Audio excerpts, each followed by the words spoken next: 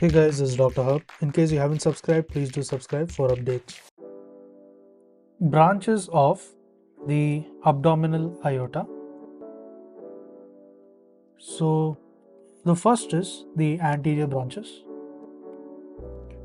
So here in the anterior branches, it is unpaired. It is unpaired,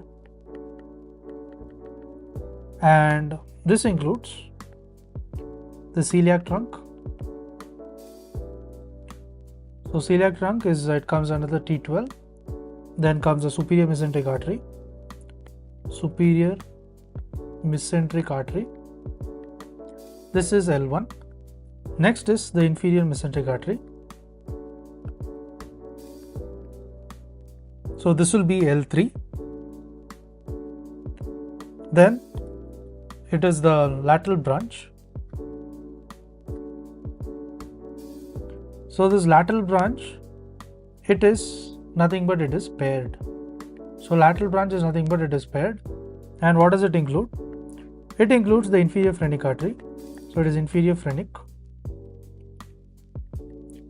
And this inferior phrenic artery, it has T12. Then there is the middle suprarenal artery. The middle suprarenal artery. So this is again T12, and then comes the renal artery. This renal artery, it is under L1, L2, and there is gonadal artery.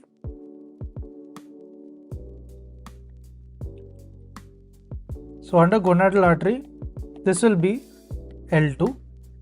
Now let's look at the dorsal branches. So under dorsal branches, there is the lumbar artery. So lumbar artery, it includes 4 pairs. So that is L1 to L4. Next is the medial sacral artery.